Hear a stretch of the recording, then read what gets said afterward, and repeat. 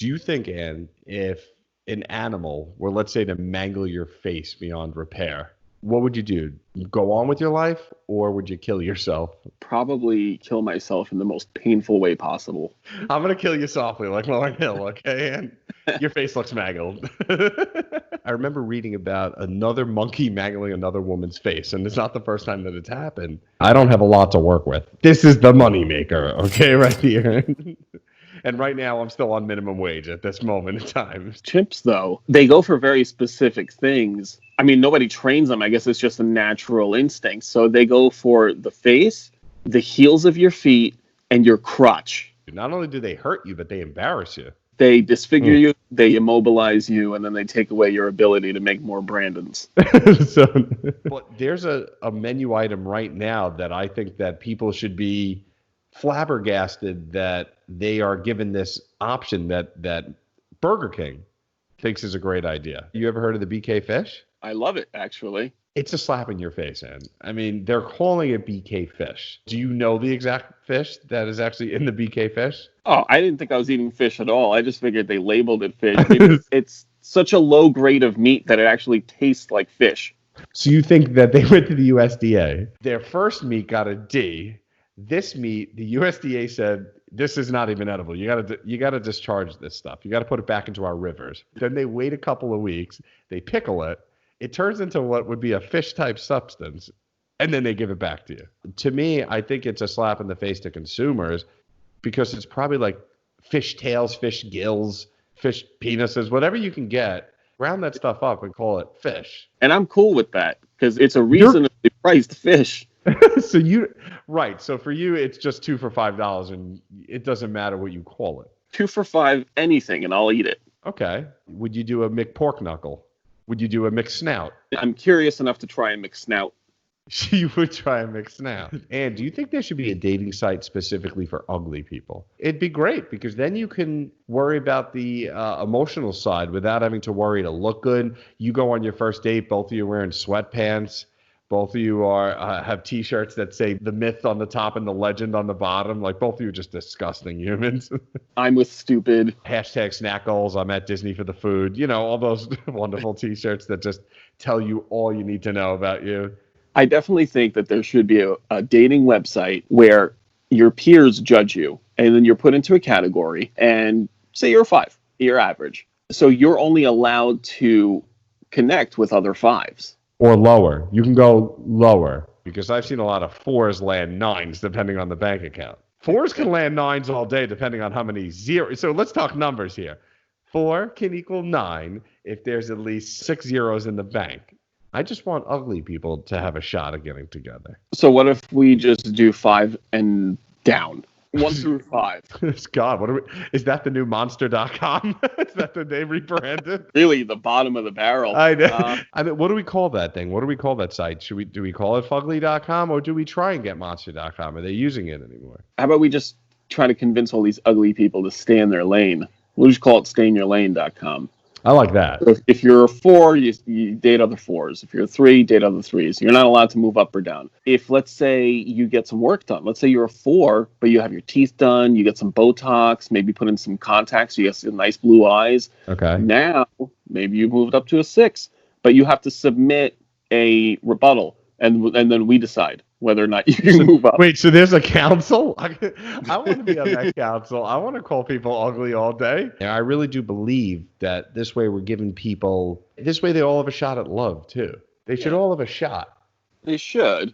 I mean, they need to pay handsomely. So we'll have to have sort of a subscription model. But then again, if you're ugly, do you really have a job? Right? Do ugly people get jobs? I don't know. I've never been served a BK fish by an exceptionally good-looking person. A Burger King 8 is still a real life 2.5. When you look at someone with their weight, how do you know if someone is on their way back up or on their way down? If you see someone at the beach and they've got, let's say, a lot of stretch marks, they've got some loose skin, you know, like sometimes when you lose a lot of weight, you got like that fucking pussy pouch down around your waist. You do. So, the old C-section pouch. That's right. You've got that. The old male C-section scar. I would assume that you're on your way down and you're doing well. But what happens if I was 175?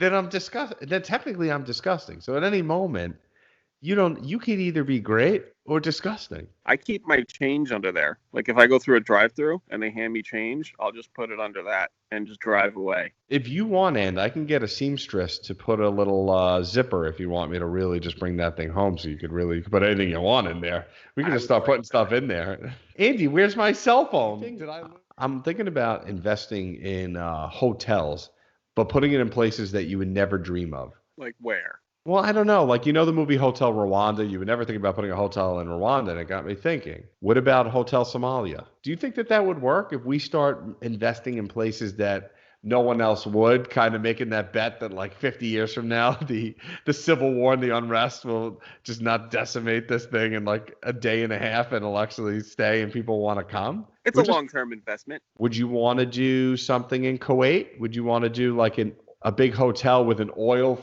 refinery thing right in the middle of it? Or when they have the fountains when you walk in, it's just squirting up oil. Yes. How cool would that be? So it's the Bellagio with oil. I'm trying to think of some other hotels and places that we could be forward thinking in. What if we put one in like the middle of Detroit? Now, we've got a Ritz-Carlton right on 8 Mile. All we serve there is mom spaghetti. That's it. It's nothing but that spaghetti. What is so special about that goddamn spaghetti? So I know you must think about Salt-n-Pepa a lot. Okay, one of the greatest 90s bands of all time. But there is an untold story about Salt-n-Pepa, and I don't know if you know this. They had another bandmate. They did? I'm kidding, but could you imagine that? Think of other spices that we can make for this bandmate. Are we going ethnic, or are we thinking like turmeric? Like they had an Indian one? They could have. I don't know if she would have made it in the band, especially when they talked about sex, baby. Was she thinking the same thing? I'm Salt, I'm Pepper, and I'm Marjoram. What about salt, pepper, coriander? Sounds more like a pretty white girl name, right? Coriandra.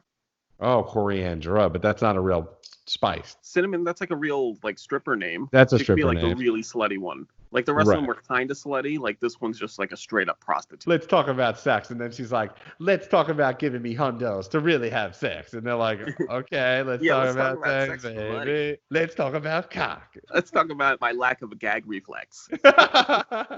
And I've got a question for you. What if every female at the workplace just decided to stop work and just have sex with all the males? Like they just all stop at once. So this was a planned thing? I don't know. I just don't understand why that doesn't happen every day. I don't understand how life happens with sex being a thing. So how are we able to do other things? You're telling me that you're so distracted because of your wiener. How is it possible that no one else is as distracted as you?